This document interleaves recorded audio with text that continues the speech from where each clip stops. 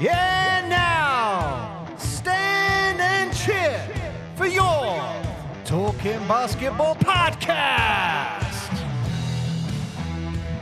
Welcome back to this episode. This is the second part of a doubleheader. If you haven't heard the first, go back and listen to it. If you can't be bothered, that's all right. Just keep listening to this one, and hopefully you enjoy it. And don't forget, like and subscribe. I hate it when people say that. Right, apologies. We had to pause the show there. Not that anyone really notices it, because it's a freaking oven in here, Mark. What's going on? You got a freaking heater underneath my seat. That's just your bum. That's not a the heat emanating from my body. I'm trying to sweat you guys out, so we'll all be sat in here in our pants. We'll have like a spiritual moment to go and put a fan on. The windows were open. The windows are open, and it's just hot. There's just no air. George's. I've turned the fan on, so it should be frustration about Olympiacos building. Something like that, yeah. So right, so he's quite happy for you to butcher that one. Yeah. Olympiacos. So we were talking about the 10-second rule and stuff like that. NBA players, they get really pissed off if you do it. If I was ever playing in the NBA, I would be doing that all the time to piss everyone off. Play the whistle. Oh, you do that now anyway when you don't play in the NBA, so I don't see how different that is. So 10 seconds, where are you going with that? So again, it depends on who you're playing against. So if it was a game, Panathinaikos against Olympiacos, and the difference is 10 points, they wouldn't stop playing. If they will go ahead and do the last. Oh, because it's on head-to-head, not against everyone, is what you're saying? Yeah. Okay. So if them two teams finish with the same wins at the end of the season, the criteria of who finishes on top and who finishes on top and below plays a massive role on who has home court advantage on the playoffs. And home court advantage in EuroLeague is not like the NBA that everybody just goes away and they just beat them up. And in EuroLeague, if you have the home court advantage, that's massive. So if two teams finish with the same points, they take the difference on the in between games. Okay. So if you won by 10 but you lost by 11, then the other team will be over. I mean, top. Sometimes home court advantages has a massive impact. I mean, you only have to look. I've got a stat for him. That. Can I just finish? It's a really good point. Do it. You don't have to look further than the Cleveland Cavaliers versus the Orlando Magic. I think the stat is over the last 24 meetings that they've met before the playoffs, the home team won the game. And then we saw in the playoffs, home team won it all the time, got to game 7, home team won. So, sorry, what are you going to say? No, that was it. It was literally, I looked up a stat about these because I just thought, what is it if you're 2-1 in the NBA and 72% of the time, whichever team is 2-1 up in the playoffs, 72% of the time, they usually go through and take it. If the teams are 2-2, the team that's game 5 home court wins 80% of the time. Oh, wow. And that's like a stat that they just like in history. I know why you know that. You're going to talk about Denver in an upcoming episode, aren't you? No, because I was trying to work out when you have teams, they always throw it up with the Cleveland Cavaliers when LeBron went famously down 3 games and they pulled it back and won. And they historically have been such a small chance of that swing ever happening. And that's across any basketball league. So that really was I won't say like a fluke, but it was a real freak incident. But it's completely fluffed all the stats. Those stats would have been a lot higher, but that massively impacted all those stats because it had never been done before, really. Yeah. So when it's not inevitable, but it will happen at some point. It's the whole monkey a typewriter and it will write a letter. So when Olympiacos has taken on Pau, and you're just butchering names from what I said Pau. That's right. Olympiacos. What? Olympiacos. What did you just say? Olympiacos. Why can't I say that? Just think of Olympics. Olympiacos. There you go. Okay. Done. Why are you laughing? If I said that to a Greek, they would go beautiful.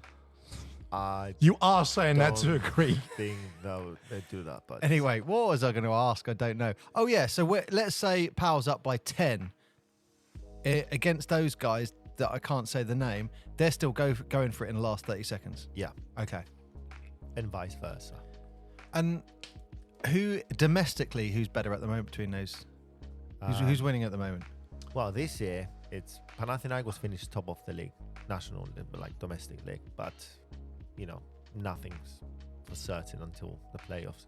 I think I speak for all our listeners when I say the final four in the EuroLeague final has to be Pau and Olympiacos. If it's Panathinaikos Olympiacos in the final, that will be the first time ever. Brilliant. Really? Yeah. They've never met in the final. They've met in the semi-final. Because of the branches. Yes. So it has to be like, they have to finish on a certain position and blah, blah, blah, blah, blah for them to... You said when you get to the final four, it flips around, so it's not necessarily... No, so in the final four, the first team, which was Real Madrid, was playing against the fourth team of the regular season. Yes. Whoever was qualifying from that bracket, the fourth team against the fifth team. Yep. It was Barcelona versus Olympiacos. Olympiacos won, so it's 1 against 4 and 2 against 3. Ah, okay. And because Panathinaikos finished second, they're playing against the team that finished third, which was Monaco. But they got knocked out, so it's Fener. Yeah. Does pretty much everyone qualifies for the playoffs? What do you mean everyone qualifies for the playoffs? Just looking at the No. So that's Euro Cup you're looking at right there. Oh, that's Euro Cup. Why did you put it in the EuroLeague notes? It's not. It's under the line there that says Euro Cup. Okay, so how many 18 teams? Yeah, 8 qualify for the playoffs. Got it. This year they did. What do they call it? They did it at the NBA. So it wasn't season tournament. No, the very end. The play-in crap. Yeah, they did a play-in this year, which was quite good. So instead of playing, I call it get LeBron in. Yeah, that's what I call that. Much. But this year was about Steph Curry, wasn't it? Even though they didn't even qualify for that. So they did a play-in tournament this year. So it was the first 10 teams. The first 6 will qualify straight away. And teams 7, 8, 9, 10 will play a play-in tournament. So you need 8 teams for the playoffs. And it's 4 pairs. And they play best of 5. So the games. NBA are really looking at the Euro Cup League then? Yeah, massively. They're really looking at it. And they've said that for about 2 decades now, because Greg Popovich from the Spurs is always like, you've got to look at Europe if you want to see how they're playing and the structure and stuff. What I was going to ask you, I'm going to look up, was the rules, because you just said something there that made me think. They're not part of FIBA. The EuroLeague, no. So in terms of reffing and rules and regulations, they've got their own refs and everything. It's its own thing. I've never really thought of it that way, but actually, they don't. The reffing doesn't have to be held to the same standard with FIBA. There'll be a good standard, but there will be a little bit of we're going to allow more physical contact, or we'll allow a little bit more of this, or that'd be interesting. What the difference are? It's not that different, the reffing, I'd say. I mean, we've seen. I don't know if you watched the World Cup last year, the basketball World Cup. Was it last summer or the summer before? I can't remember.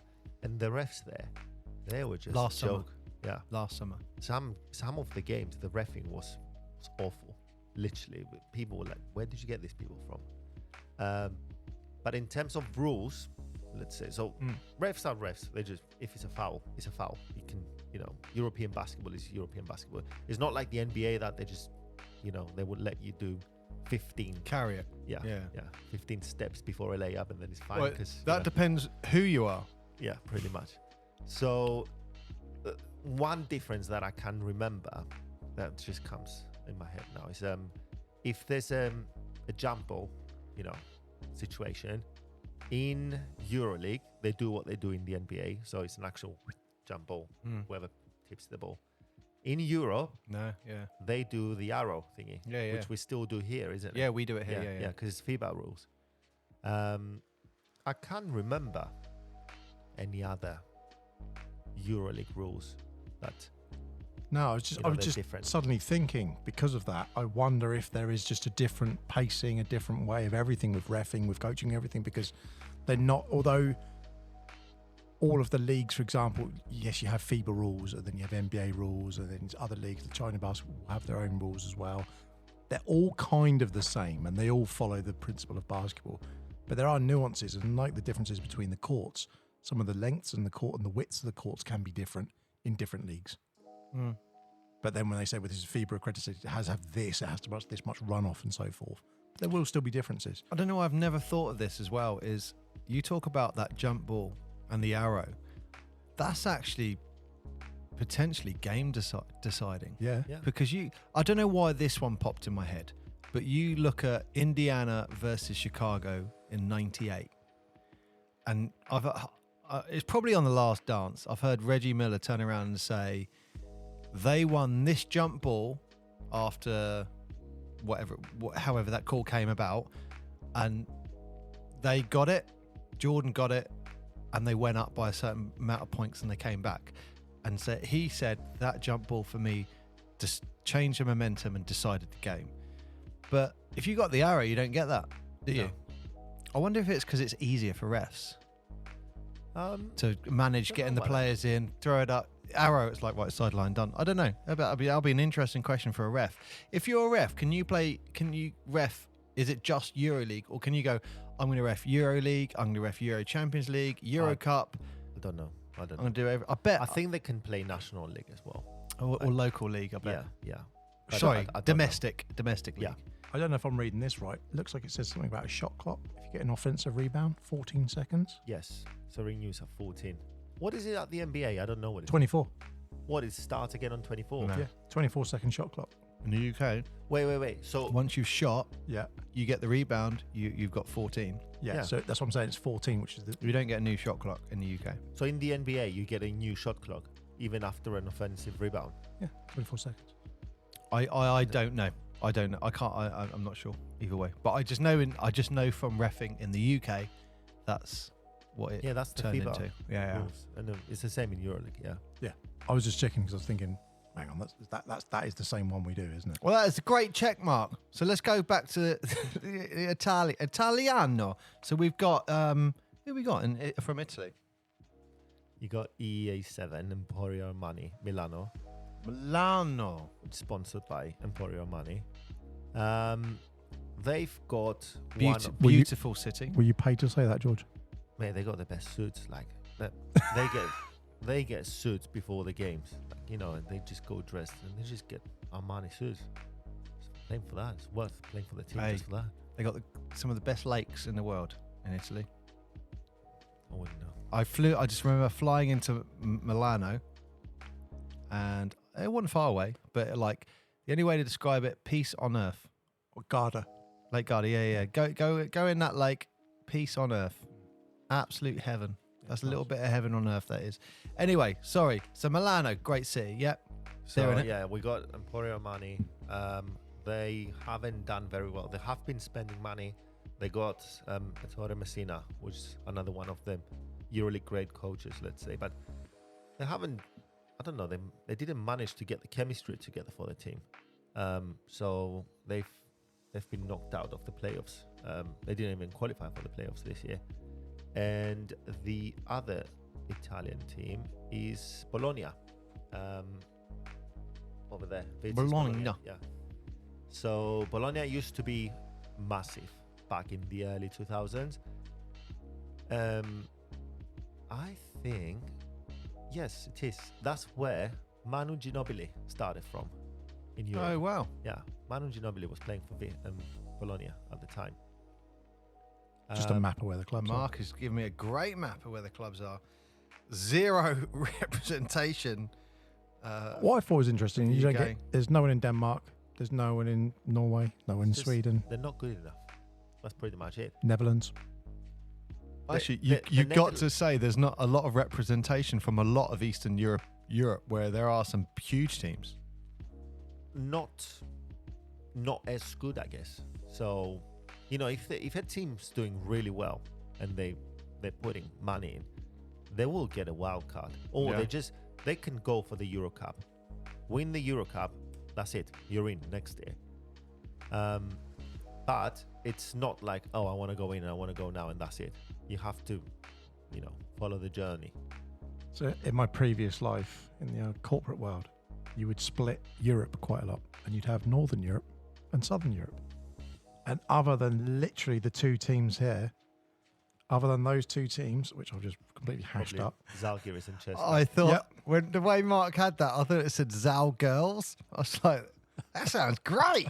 And then, Yeah, literally between those, it's like you're not Zalgiris and Alba. Other than that, everywhere from Bayern and down. I mean, that's Munich. Arguably, you could say that's Northern Europe, but you're really clutching. Everything else is Southern Europe. You will have had Cheska there as well. Yes. Russia, but Yeah. that was the 3. But I think that's really, really interesting when you look at it that way. You go from pretty much Munich, which is pretty much fair to say, smack in the middle of France-ish, but anything from there down is Southern Europe usually. Do you know Spain, Italy, what's funny, Greece, Turkey. You would think that countries, northern, Yep. they'd be more into basketball Mhm. because of the weather. Yep. But what you see there is the warmer countries like Spain and Greece and Israel and stuff like that. They've got more teams and they invest more. Yeah. Which is insane. And I just don't get it. And all of those countries as well, like you said, with them being they're warmer countries. When you look at the GDP of all the countries that are there, and what those GDP of they're putting out in terms of on the world stage, how in brackets wealthy those countries are perceived. The UK, France, Germany, Sweden, Norway, Finland, the Netherlands, Denmark, they're all very, very high on those lists. No representation, zero. I think there's not enough, It's a enough bigger thing with basketball sport. Yeah. in those countries. They're probably interested. I mean, in most of them is football, isn't it? So how is the interest then from, obviously, as a Cypriot, you were talking about basketball, but I'm assuming football's probably the bigger sport still. In Greece and in Cyprus. Greece. Yeah.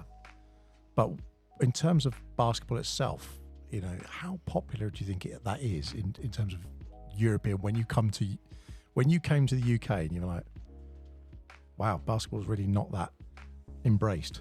When I came back in 2007, Yeah. I didn't know anything about basketball in England. Obviously, I've never seen a team in the EuroLeague or anything like that before. and we know what happened. We know what's coming. So I was like, why are there no basketball teams or basketball facilities or stuff here? You're going to have a go at me now, aren't you? It pretty much rains 300 days a year. Why don't people go in an indoor sport? Why do they have to go outside? Why do they have to go and watch rugby and football and all that and just get soaked? Like, it's common sense, isn't it? We like playing in the mud. So George sent me an email about playing basketball. And he always had a go at me. He goes, it took you 3 months to reply to me. Go 3 more. I moved down south because I was in Reading before. So I was looking for a place to, I mean, teams here, whatever. And I find the information about Fury. And it had No, his that's email, fine. unfortunately. And I've emailed him and I didn't hear anything for like 6, 7, 8 months. George, let me tell you what he does. He sends a message and says, anyone gaming tonight? He sends the text message and then just apparently abandons his phone. And then like an hour later, we're like, I'm just going on now. You're like, I'm going to bed, mate. You said you didn't reply. You sent a message, said, is anyone around? And then you just, Mark, I'm getting guests for the show. no, you're not. You sit there and go, oh, sorry, I was busy. I was watching like Narcos and then I just happened to watch another episode and then I'm too into it. I've been watching reruns of Poldark or something. And then suddenly it's like, it's 11:30. He's like, sorry, lads, I didn't see this. You're the one who sent the message. Yeah. I do it I get so many emails, especially regarding basketball. I tend just to group them all together and I'll have a bit of enthusiasm and go, right, let's go through this. And I'll do like 10 in one go. And I'll usually come up with a canvas. I'll write the first one and then copy and paste and just change it for whatever they're asking. And that's where your email came back to you. That was 2013, 2012. Like, not many people had an email address at the time. You probably had 10 emails. And he, I want to say, within 5 years, he was MVP of Saba. Yeah, Voted. past tense. I should have saved it. I had a brilliant picture of you today, and I thought, I should take a picture, and something took my mind. I forgot about it. But there's the Fury were in a cup final once, and I've got a great picture of one of our guards called Tom Kovas, who was playing for us at the time, George, and the opposition big man going up for a layup with Tom and George absolutely hammering the crap out of him, but their faces in this picture are just sheer aggression of like, no. It's my favourite basketball picture, I think. But yeah, I should have shown you today. Do you know what I'm talking about? Probably Samson. Yeah. But right, let's get through these teams. So we've gone through Done the Spanish Spain, ones, done the Italian France, ones. Italy, Germany. So Zalgiris, Zalgiris is Lithuania. Lithuania. Yeah. Did you say Zal girls? They're, funny enough, Sounds like my kind of club. their home court is called Zalgiris Arena. So you weren't far. Zalgiris Arena. Yeah. They're in Lithuania. Now, Lithuania Zalgiris Arena. is pretty much one of the few European countries that basketball is bigger than football. Yeah. Like they don't care about football there. I wouldn't if it was -20 every day. So, yeah. Paul's a massive fan of Lithuanian basketball. They had a pretty good team. They had Sabonis, Arvydas Sabonis. Like, it was just level on his own. They had Jasikevičius. I don't know if you remember Jasikevičius. He's a coach now. He was a brilliant player. He did play for Panathinaikos. That's where I knew him from. Tied to Southampton Eagles. All in the same bracket. Yeah. Same bracket. They've had a lot of good players over the years. That's and it. they're a good contender. 15,000, their stadium. Yeah. And it's full. They go nuts as well. They go nuts. Yeah. So that's the Lithuanian representation. And then we go down to Partizan. Yeah, so we got the Serbian teams. We've got Partizan and Red Star Belgrade, or Cervina Zvezda, whatever they call it. Them two teams, they're pretty much same as Panathinaikos, Olympiakos. They're rivals, kill each other, massive fights before games and stuff. They're not allowed to go on each other's court. So Yeah, because they're in the same arena. now they are. They Yeah. used to be in different arenas, but if you're playing Partizan's home court, Yeah. in theory, there cannot be any Red Star Belgrade fans in there. Oh, really? And it's the same in Greece. Like, there cannot be any Panathinaikos fans in the Olympiakos court, and vice versa.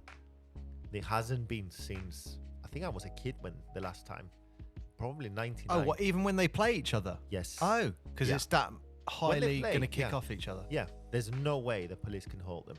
Like, there's going to be something, and they're going to start. The So only how would they do that outside the stadium? Yeah. Couldn't load of people just go in? I mean, maybe I'm giving them ideas there. Like, all go in with power tops on, and then when the game starts, take their power tops off. I don't think they'd want to wear a power top. I think that's part How of it. badly do they want to get in, Mark? Probably not that badly to pay money for one of those tops. But I mean, you say that, and you know what this EuroLeague says to me? That it's got rivalries everywhere. So you've got the huge rivalry, Real Madrid, Barcelona. You got the rivalry with Pau and Olympiacos. You got the rivalry in Serbia. What was that team? But a good third of the teams have got big rivals. Yeah, and that's what makes it Yeah. exciting. Like, you look forward to those games. Yeah. There's such a disparity between some of these, like Barcelona. Barcelona or Barcelona? Barcelona. Barcelona. Go to Barcelona and ask them. Yeah, that's what I thought. It's Barcelona. Barcelona. So 7,700 people in that stadium. That's like half what some of these other stadiums are kicking out. I mean, obviously it will still be intense. It's a smaller stadium, though. That's why. So it still feels full. Yeah, as I was thinking, I've seen, if it's the place that I think it is, I've been there. It's a very small place, but very, very like imposing, like a Fratton Park sort of thing, where it's small but imposing as opposed to slightly wide, if that makes sense. But yeah, I'm just looking at, you look at that and you think that's 7,000. Some of these are 6,000, 5,000. Then you've got other ones that are 20,000, 15, 13, 11, 18,000. I mean, there's some huge numbers. That's the difference in EuroLeague is that you go to different countries. So depending on what that country, how well they're doing, you get the relevant arenas. I mean, yeah, doesn't apply for Greece because why do they have a 20,000 arena when their economies? But still. And so do they say in Barca or do they go Barca? When they say Wait, we're Barcelona. No, but if they went would they not say Barca? I don't know. Because we go, you're playing Barca. Yeah, I genuinely don't know. I just looking at this, at that Baskonia, if that's in Vitoria, that's 15,000. And you'd imagine then you go to Valencia, that's 8,000. Well, not quite half, but if you imagine you're used to playing in your home stadium of like 8,000 people, and then suddenly you've got like 15,000. So like another 9,000 people almost just there. Yeah. That's a huge difference. I'm just thinking of it we've talked about our Portsmouth Force games, and some of them have been like an away team have turned up and they're like, hang on, there's like 450 people here. We're used to like 50. No, in Div 3 they're used to 5. Exactly. It's like my mum's turned up, my girlfriend might be there, and someone else. If you're lucky. But that's what I mean. When you're not really Like used when to you're a crowd. starting a new band out and you're playing to your mum and your girlfriend. It probably is. So 3 more teams left. So we're now going to Turkey. So in Turkey, you get Fenerbahce, and Efes. Now Rivalry? Yes, massive. Yeah. Obviously. Efes won the EuroLeague back-to-back. The year before last, and then the year before that. Very few teams that did it back-to-back. Maccabi Tel Aviv did it 2003 and 4, then Olympiacos 12-13, and then Efes. They're all right this year. Efes, they didn't qualify for the playoffs, and obviously they're not going to be in the Final Four. Fener, they started all right, then they got a bit down, then they changed their coach, and now they're in the Final Four. And they've got a good team. They've got a decent team.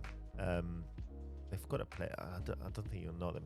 These are NBA players that just left because, like Mirotic. Do you remember Mirotic? Yeah. Nikola Mirotic. He's playing for Armani Milano because, he just had enough in the NBA. He just wanted to come back. He was in a good age and everything. Marko Guduric is playing for Fener. He was playing in the NBA. I can't remember what team, but again, imagine being somewhere and being a 4 out of 10 and knowing that if you come to EuroLeague, you're going to be an 8 out of 10. Yeah. Why wouldn't you? If the money's not that different. Yeah. So what is the money like then? Because I know you've got examples from, I'm going to say, I'm guessing, but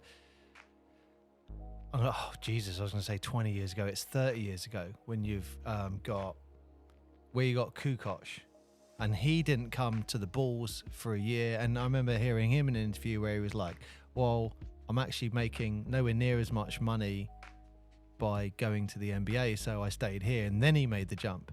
So financials, is it more comparable now? I wouldn't say it's comparable. Not with the superstars, but with a normal player can be. Kendrick Nunn, he was playing for the Miami Heat and then the Lakers, and then I don't know who he was playing before he came to Panathinaikos this year. Would he have a $2 million contract in the NBA? Maybe, but he didn't at the time. So he thought, why not?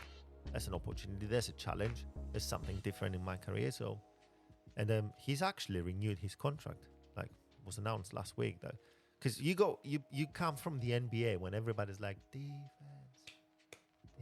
And then you go into something, you've seen the video, and you go in the arena and you're like, Yeah. This is brilliant. Well, there's a great example Mark's got where it was an NBA player and his wife or girlfriend, whatever, and they had gone front row seats. Where were they? Were they Paffin? It was Kevin Durant and Emily Blunt. Yeah. No, I don't know if it was No.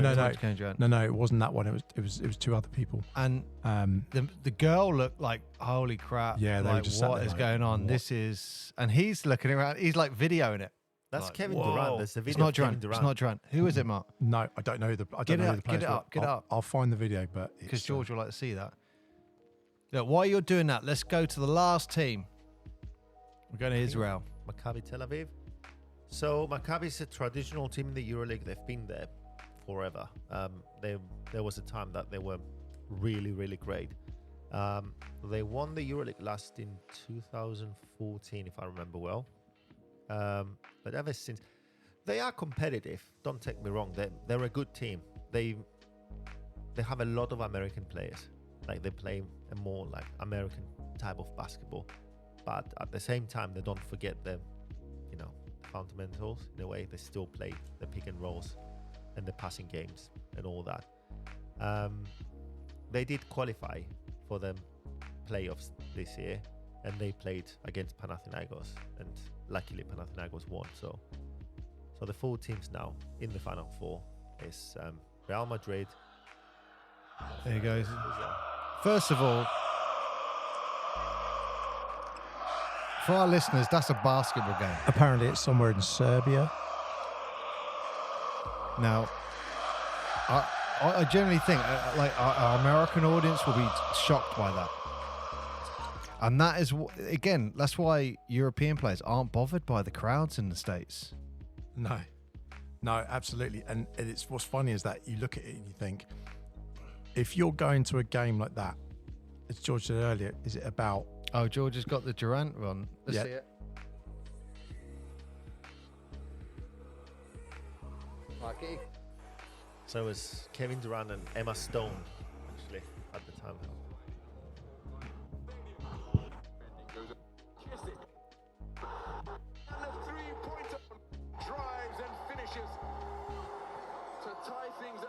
I mean, I would say that's not even comparable to American college basketball. They're going nuts. Oh God, the crowd are on the court.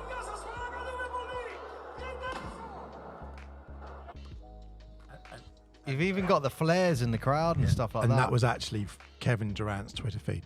Wow. Yeah. And he's just sat there. When you see the video of him, and he's sat there, he's just going, "Wow!" And he's just looking around like, "What's going on here?" That was Monaco, wasn't it? And that was this year, wasn't it? When Kemba Walker. That footage was not from this. That was last year, That was last year. But Kemba Walker is now playing for Monaco. sort of. Yeah. He's signed with Monaco. Yeah, exactly. They've wheeled him out for some nice promo pictures and etc. etc. He hasn't played at all, which was a bit of a disappointment. Well, he was a disappointment in Dallas, so that's why we got rid of him. But we gotta. I mean, we've touched on them as well. But Moscow, they had a team, and I would imagine in the future, say in 10 years' time, they might come back. Yeah, the team's still there. It's just Team's not still allowed there, to, and yeah. they want to come back. Yeah, definitely. Okay. Yeah. You know, just not playing in the EuroLeague. They are playing in the local domestic league and whatever other leagues they have up there. Because there's a few Russian teams actually that were quite good. It wasn't just Moscow. It was Zenit, St. Petersburg, Okay. Unix Kazan. That's the 3 I remember now. But there were quite a few that were, strong competitors in all European competitions. And I got to say, one of the things that jump out, and I don't know why I've never considered this before until this moment when we were going through all the teams. There's one thing that the EuroLeague has that the NBA can never have. And do you know what that is? Culture. Imagine being in a league where you play in France, you then go to Spain, you then go to Italy, you then go to Germany, you then go to Israel.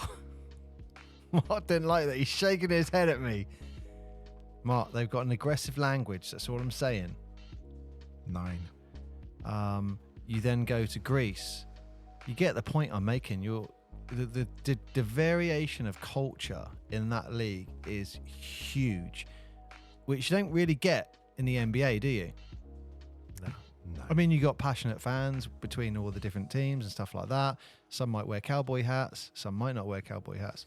But you see the point I'm trying to make? Yeah, huge culture variation there. Yeah, because it's at the beginning, like George said, this is a closed league in the EuroLeague, and the NBA is also a closed league.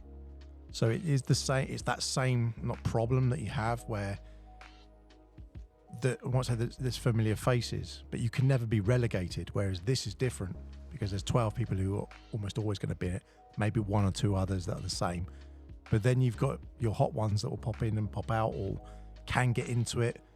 Are there any famous teams that have dropped out, actually? I mean, obviously, we've got the whole thing politics-wise, but that's probably the most The only relevant. time teams will drop out is if they just decide to stop investing, the owners. So, like Bologna, Yeah. it just disappeared for years, and then it came back. Partizan disappeared for a few years, even though they had a massive fan base, and they just went broke for whatever reason, and then they came back a few years ago now. So I think it's all about financials. At the end of the day, if they have the money to support, the competition in a way, they'll go in. They'll ask to play in the league. If they can't, you've seen earlier, Zalgiris had, what was the budget? 13 million euros. Yeah. So if you're not, and with Zag, they're good because they're Lithuanian and they've got a lot of players. And they a got lot of domestic players 15,000 in their stadium, so Yeah, they yeah. will be packing that as well, won't they? Every time. every single time. Yeah. So if you don't have the financial capacity to support something like that, you're not going to go and compete there. You're not going to request to go and compete against the best teams in Europe just to get humiliated. So, interestingly, I've been reading something at the moment. I'm trying to put something together about money in basketball. And it just so happens that it's NBC who are trying to put a bid in against Time Warner, who own the NBA rights at the moment. And it's 2.5 billion is the amount of money they're putting into that for TV rights annually. But there's just like the amount of money for that, you just think, I can't put my head around that amount of money. But if you then... Just for the broadcasting rights. Yeah. Yeah. But as soon as you then look at the FA premierships and I don't know what the one is called in the Americas, like Brazil and places like that. As soon as you look at the money that the footballers have leaking into that, it's frightening. Yeah. But all of it's tied in, all their salaries, all this big money, all of it is tied in with TV rights. And the reason it's really interesting is because everyone's asking who watches telly anymore. Like actual TV. Most of these places we're seeing, like we see it with the BBL, it's go onto YouTube, watch a game on YouTube. So that's where I was coming to my question. How do you watch EuroLeague if you're in the UK? So you can watch through the website. They've got an app as well, EuroLeague.net. It's a subscription-based platform, obviously. But you can watch every game, every EuroLeague game live, and you can watch the So game. like NBA Yeah, pretty Pass. much like them. Yeah. And what's the damage on that? How much is it? What's the bunts? What's the bunts? What's the Bunsen burner? George is smiling, so I'm assuming he's actually not as necessarily paying for it as a UK citizen. For our international He's using listeners, his international license. bunts is a certain Bunsen burner. I'm not cutting this at Nice all. little earner. If I went to buy it, George, how much would it cost me? I don't know. Ballpark, 200. Or to buy the pass for EuroLeague. Yeah. I don't know. Let's find out. Let's find out. Let's live. find out. Live on the air. Yeah. So I got to say, while George, you're looking that up, George, who is the greatest player of all time in the EuroLeague, in your opinion? And who's the best player at the moment, in your opinion? Unbiased. This is a question that you're going to get 5,000 different opinions by 5,000 different people. We're only interested But- in one. Yeah. So So that says to me that that's good then. Because if you got loads of people saying different players, that's good. So I'll give you a list of them. How big is this list? Well, my list doesn't include a lot of people. That's a problem. Oh, okay. They've got certain players that one of them is considered the best American that ever played in the league. Anyone who disagrees with this, wants to complain, please go to ukbasketballpodcast@gmail.com and address it to Mark. And I will forward it to Paul, Oh, so which will be then lost for 6 months, according to George. $76.99 and you got an annual pass for the season. It's not bad, is it? Yeah. There you go. That's the Bunts. So Bunts and Burn, a nice little learner for our international listeners. Although you have Bunts. to pay it, so it's not So something you're earning. $76.99.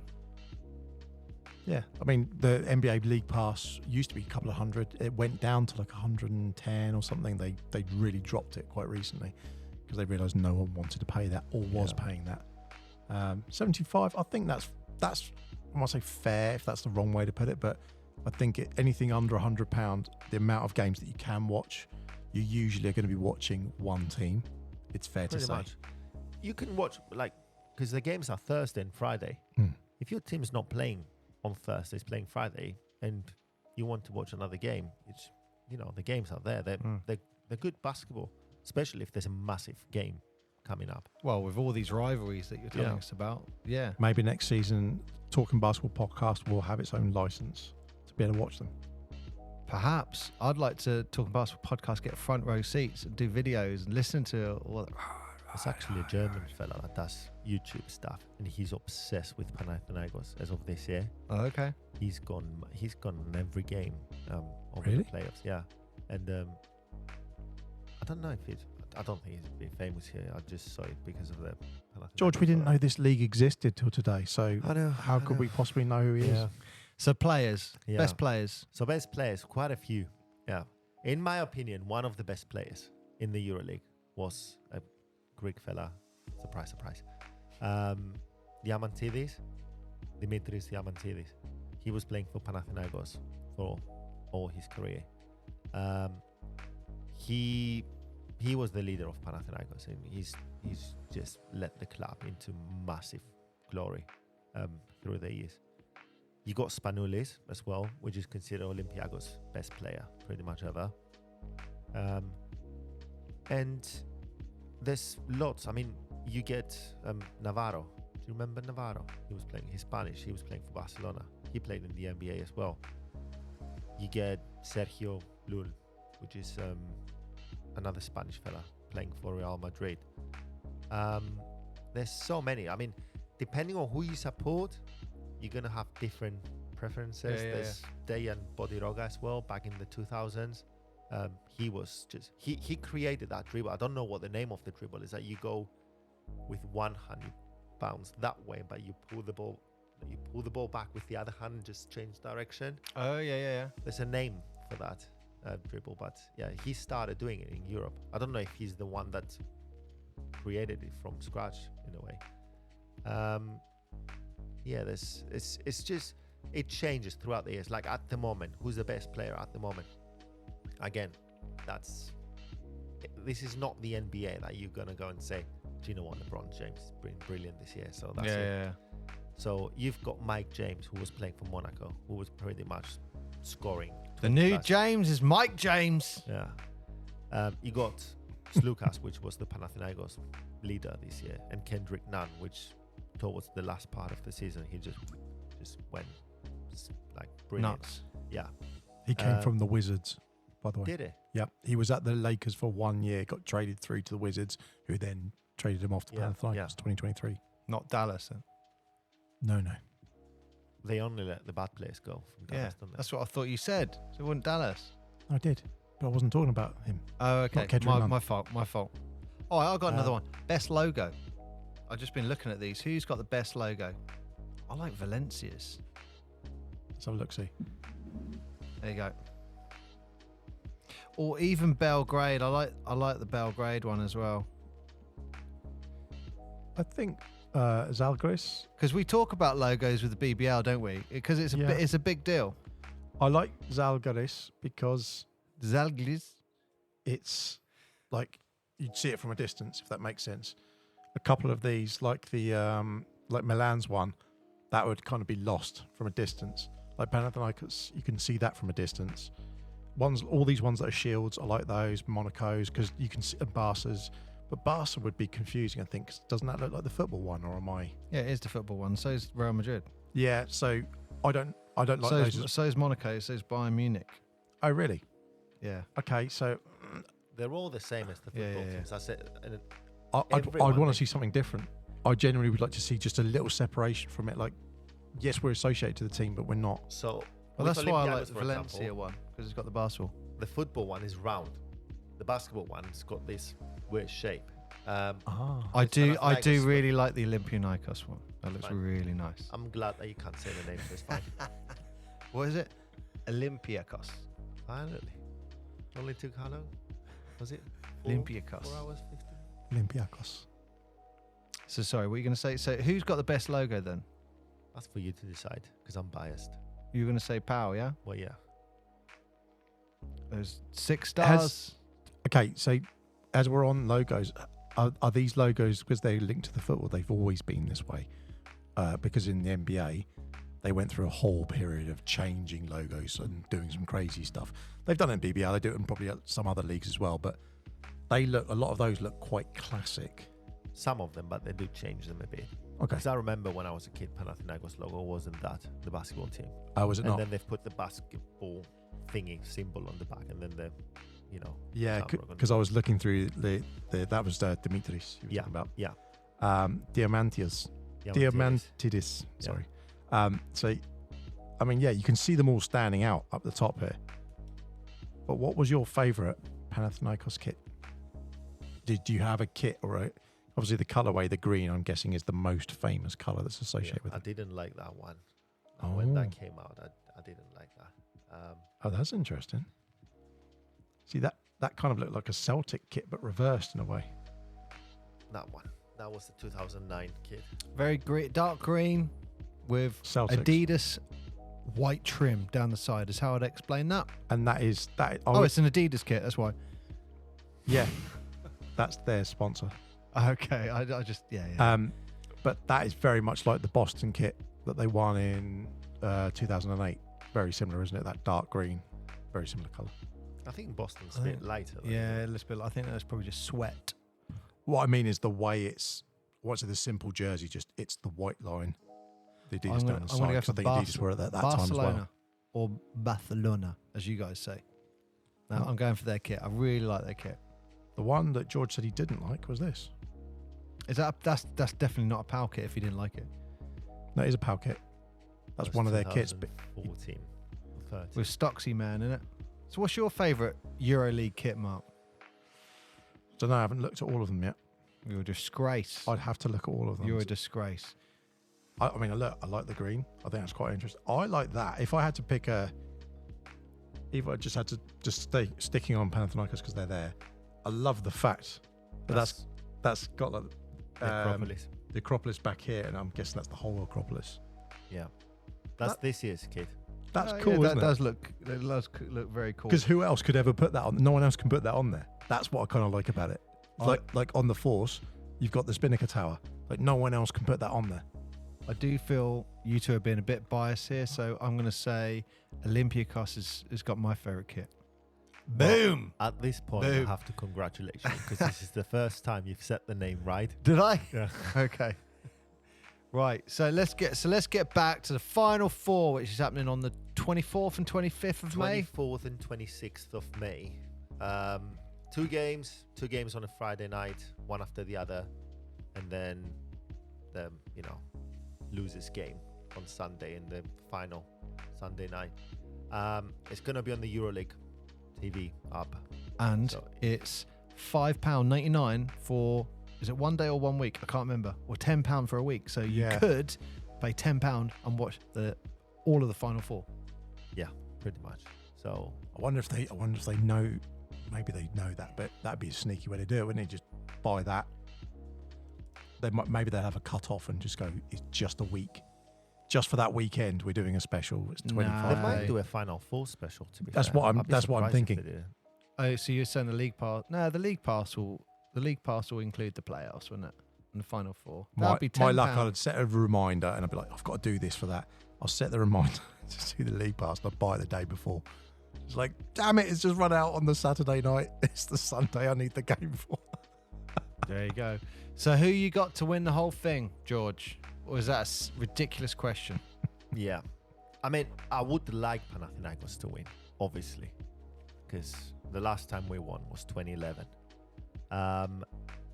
Will we win? Don't know. If we played well, yeah, we can definitely win. Can you get to the final? Let's break it that way then. Could you get to the final? Do you think realistically we you can? get... Yeah. We've won against Fener this year. We lost the game in their court. We won in our court. What's the points difference between you two then? They won by 1 point more on their court. Wow. But we finished Nothing. Yeah. So they're pretty much Pretty even. This Yeah. is going to the wire. So obviously it's in a neutral ground. Sort of, because Fener is a Turkish team. It's in Berlin. Yeah. There's quite a few Turks in Berlin, which again, they're going to have more supporters because teams get, minimum tickets. So people that bought tickets from when they were first announced, before they knew who's going to qualify for the Final Four, they can go and watch. But I mean, let's just tickets. take that point. You've got to fly to a different country to go support your team. Well, that's what I was saying. That's something the NBA doesn't have. It's just that culture of they all just the don't different have countries. That. And the people both do. teams. That's the thing. The people do. They're desperate to fly to a different country to watch the Imagine what that plane flight is like. Oh no, you don't want to be anywhere near that, do you? Yeah. And especially if you were wearing, say you were wearing like that top there, the Olympiacos top was a bit like the is it Sunderland who play in white and red? Or Southampton. Yeah. But what I mean is, just imagine white and red stripes. But just imagine you had a football kit on that was like that, and they'd be on there. Oh, what are you doing on the plane? You'd be you like, get on that plane and everyone's wearing green. And you're like, why are they glaring at me? Why do they all hate me? Well, the air steward's like, take that off now. So, do you think Olympiacos can actually get revenge on Real Madrid? Yes, they can. They've got Real Madrid's a strong team, don't take me wrong, and they've been playing together for a few years. So the players know each other. They're a good group of players. But Olympiacos have been playing together for a few years. Olympiacos have two of the best big men in the league. I'm not going to say their names because you're not going to know them. I know. So, yeah. And, they can compete against Real Madrid's big fella. You might have heard of this one. Probably. Tavares. Yeah. Eddie Tavares. Yeah, Eddie. Cavaliers. Oh, Eddie. Fast Eddie. It's definitely not fast, but he's big. So, yeah. Fast Eddie. Fast Eddie. Fast Eddie. That's how simplified we do it in the Fast UK. Eddie. Boom. There he is. What's his actual name again? Eddie Tavares. We go Fast Eddie. Fast Eddie. That's it. I'm going to show you a picture of that fella. You can. But you just said something that just made me think. We're talking about, you've said before about when, say, two people from rival teams switch. That doesn't happen very often. But how often do players move within teams of the EuroLeague? Because in the NBA, you're seeing quite a lot of fluidity and stuff at the moment. For example, in the BBL, there hasn't been as much, but you don't tend to see someone go from one team to the other. That doesn't happen. People tend to leave for. Oh, I don't know about that. I don't know about that. No. What I mean is they don't hop. In the NBA, you can just be traded all of a sudden, just like people just use them like assets. Whereas I think in the BBL, some people stay, although some of their contracts can just be a year, and then after that they're off. Other ones, they're kind of part of the team that they built around. It sounds the way you're talking, like you've just said, Real Madrid have played together quite a lot, and it's all about making a team balance. There's no trading or anything like that. Oh, really? No. There's just contracts. Like your team cannot trade you to another team. So they can waive you, but then they're going to have to pay whatever. It's like football, basically. Look at that, Paul. That's Fast Eddie. Fast Eddie. Look at him. Number 22. Eddie Tavares. Fast Eddie. Cape Verdean. Look at that. He's fast. I bet he's a basketball ninja on the court. You can't see Eddie where Tavares. Tavares. Tavares. 7 Yeah, now stand and cheer at number 22, Fast Eddie. There you go. I've got. George is looking at me in disgust. I've got to find him on the You're an socials, idiot. and then You're officially an idiot. we're going to find him on the socials, and we're going to send him He is a looking little at thing me in and say, disgust. "Your new name is Fast Eddie," Oh, and that's it. We're just going to dear. leave it at that. George was so annoyed at that. I don't mind, but yeah, it's fine. Right. I'll be wrong. Okay, well, I don't know about anyone else. I think we're speaking. We've got a video of Fast Eddie. Walter Tavares.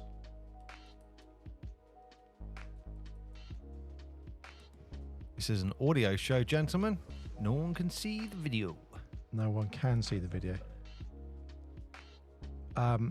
Basically, what George is showing me is some video of Fast Eddie pulling out some fast moves. And I've got to say... Oh, what a man. What?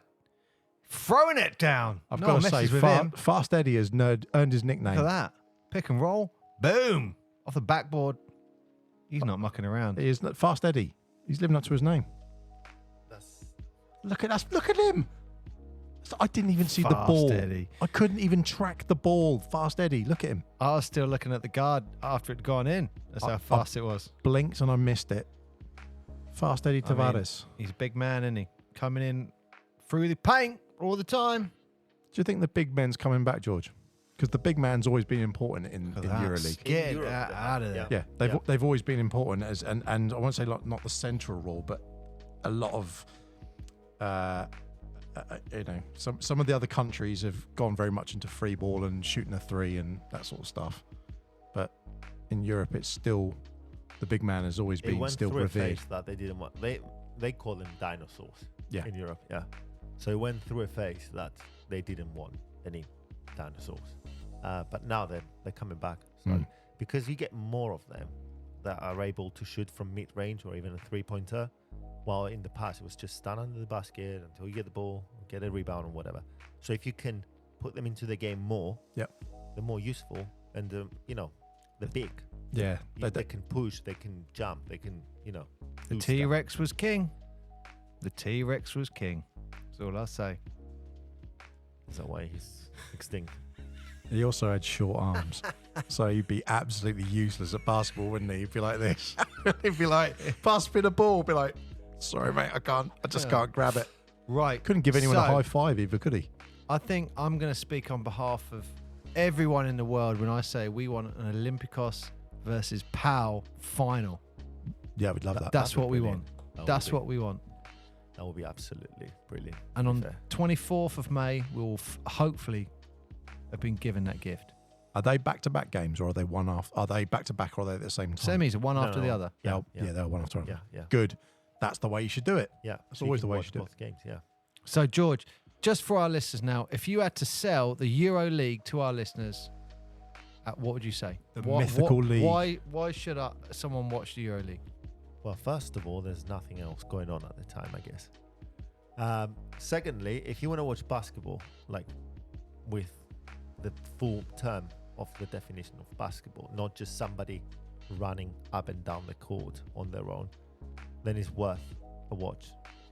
Just give it a try. If you like basketball and you like the fundamentals of the game, I'm pretty sure you'll get hooked. And you're starting, from the top level there. I love the fact that Paul's trying to pour a water as quick as possible. Not as he made a hash of it, it just sounds like he's taking a leak. It's just, what are you doing? He's laughing. It's getting worse. He's going to just go everywhere. Oh, that was so funny. George was talking. I was trying to be quiet. It just sounded like someone's He had the little shiwi out. He was doing Sorry, it. George. Does the EuroLeague have a female component to it at all?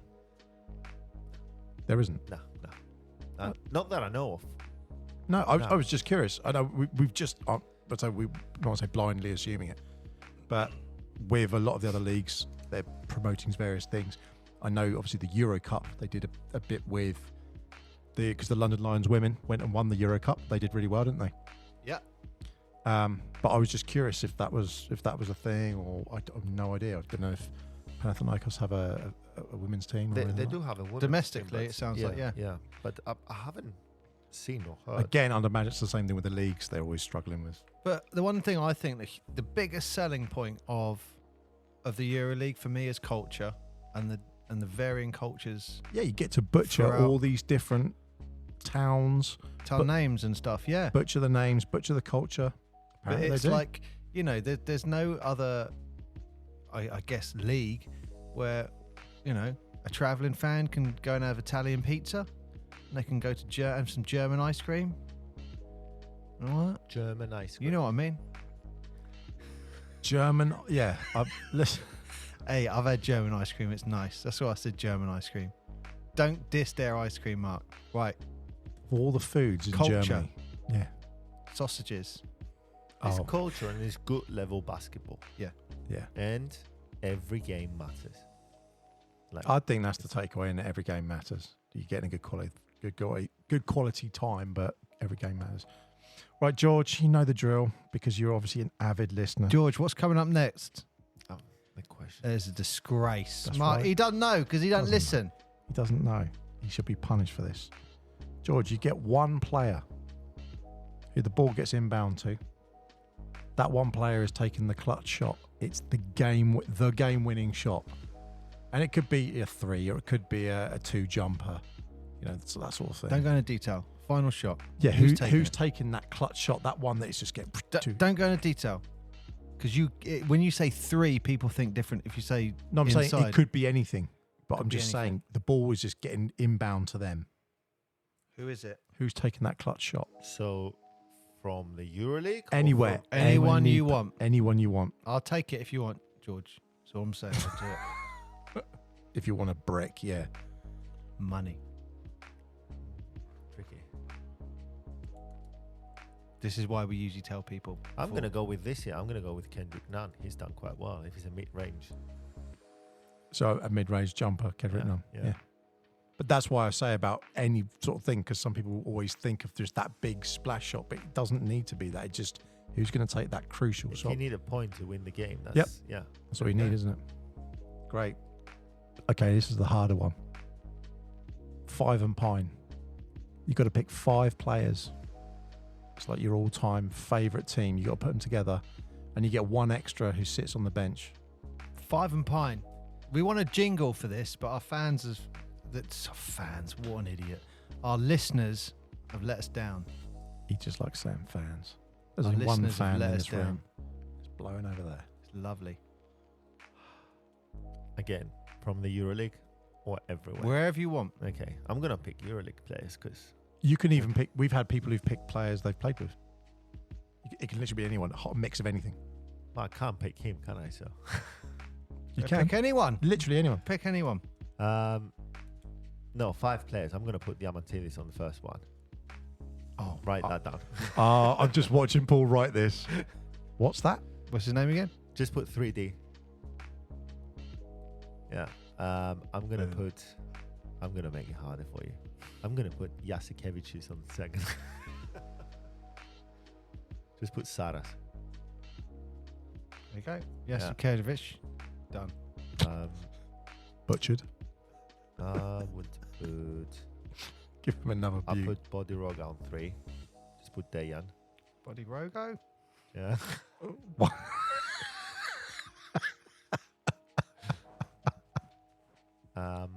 I go for... Can I mix and match? Yeah, of course you can. Anything. Any Olympiacos player, put on a whatever. I'm going to put Yanis on 4. Yanis! Oh, no. Tim Duncan.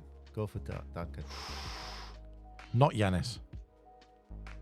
Wow. Tim Duncan can shoot. So let's go for Tim Duncan. He's putting Duncan over his fellow I've put Grecian. I'll put him as 6. Don't worry. But I've put Yanis and then cross it out. So it's kind of that you he's can see it. showing how much he hates him. I'm going to put Sabonis. and put Giannis as the 6th player. Thanasis, number 6. Get that energy on. 600. There we go. 5 and Pine. Wow, that was a pretty fast one, actually, George. That was a pretty fast one. If you picked any coach, like historically in EuroLeague, Obradovic. That would be yeah, the former Panathinaikos coach. Yeah, Zeljko Obradovic. he'd be the one. And he's the greatest coach in European basketball. So he's getting older, but he's still there. Amazing. Wow. I have genuinely learned some stuff today. I have definitely learned some stuff today. I think we'd obviously heard about the EuroLeague before, but I guess on behalf of all the people in the UK, we don't embrace it as much as the NBA, really.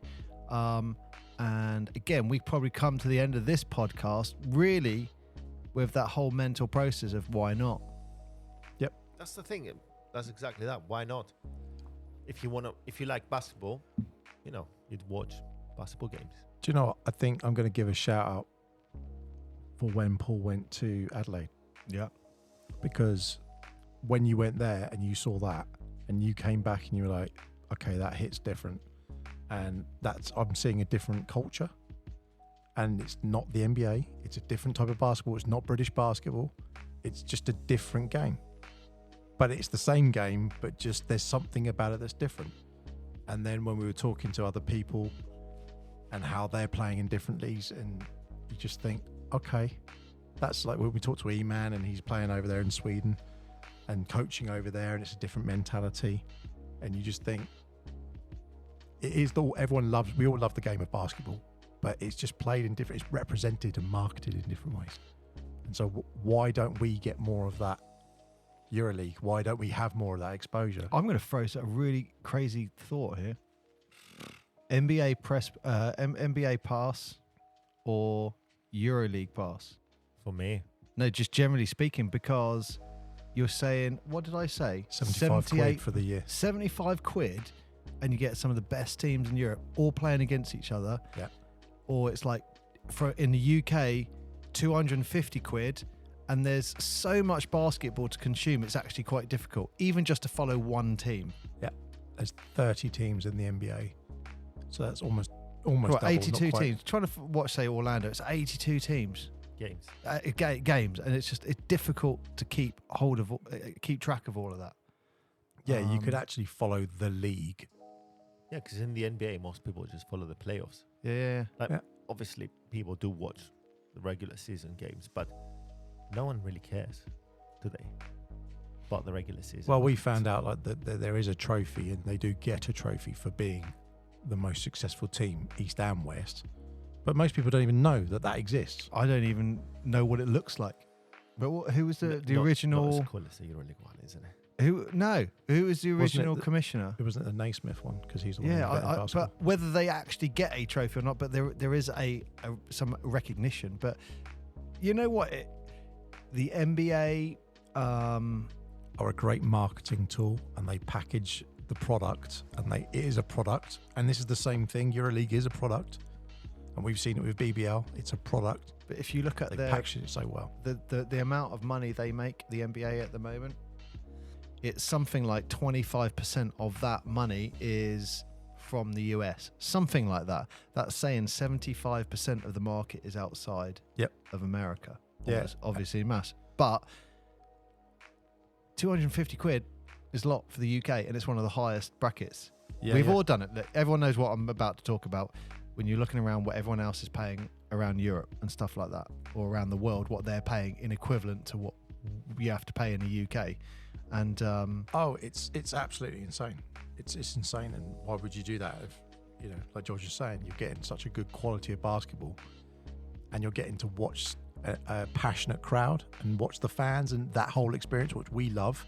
Yeah, that's what I'm saying. Because we're in the middle between EuroLeague and the NBA, could the British audience identify better with EuroLeague basketball than the NBA? Because it's got that football atmosphere with it. The problem is who they're going to support. That's something for people to be like, well, why would I buy? Pow. Yeah, you're brilliant. He's like, yeah, done.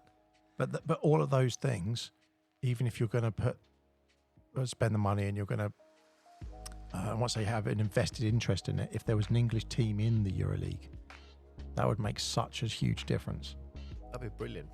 If an English team will manage to qualify for the EuroLeague, that would be... I think consistently is probably the word I'd add in there. Consistently, because like you said, you had the EuroLeague Final turn up, 10 years ago, 15 years ago, and no one was turning up, and it was £10 a ticket when it's normally £300 a ticket. So I think as far as the audience, it goes bigger than EuroLeague. I think it goes bigger than...